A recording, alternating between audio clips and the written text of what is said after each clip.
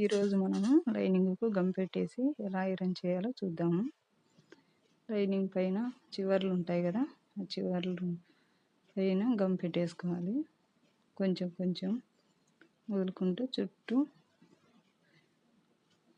అంచులు చివర్లు ఉంటాయి కదా, ఆ చివర్ల పైన వేయాలి. లేదంటే జాకెట్కు పై పీస్కు అతుక్కుంటుంది కాబట్టి నీట్గా ఒకేసారి పరుచుకోవాలి. లేదంటే లైనింగ్ పై క్లాత్కి అంతా గమ్ అయ్యి చూడడానికి బాగుండదు. చూడండి, ఒకటే సైడ్ లెవెల్గా అలా చేయి పై పీస్ మీద పెట్టుకుంటే జరగకుండా ఉంటుంది. నీట్గా ఐరన్ చేసుకోవాలి. చూడండి, అతక్కపోయింది అప్పటికే. మళ్ళీ రివర్స్ చేసి లైనింగ్ పైన కూడా ఒకసారి ఐరన్ పెట్టుకుంటే ఇక్కడ లైనింగ్ కానీ పై పీస్కి కానీ ముట్టలు లేకుండా నీట్గా వస్తుంది. ఇప్పుడు ఫ్రంట్ పార్ట్ రెండు ఎదురెదురు ఉండేలాగా వేసుకోండి, లేదంటే ఒకటే సైడ్ వస్తుందని.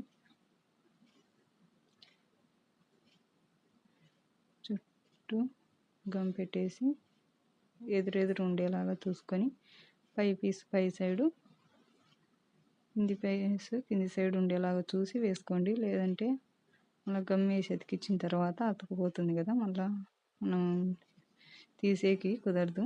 ముందే చూసుకొని వేసుకోవాలి. వీడియో నచ్చితే లైక్ చేయండి, అలాగే సబ్స్క్రైబ్ చేసుకోండి. ఇంకా మంచి మంచి వీడియోస్ చెప్తాను. లైనింగ్ను నీళ్ళల్లో వేసి ఎలా ఐరన్ చేయాలో కూడా పెట్టాను, ఒకసారి చూడండి. బండ పైన ఎలా వేయాలి అనేది.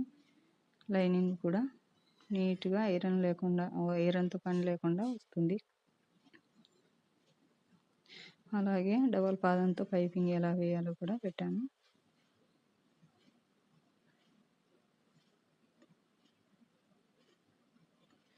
ఒకసారి వీడియోస్లో చూడండి.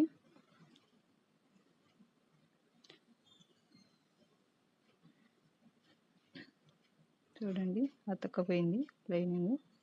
హ్యాండ్స్కి అయితే 2 సైడ్లు సంక పీసులు పడుతుంది, బార్డర్ వచ్చింది కదా, అందుకోసమని.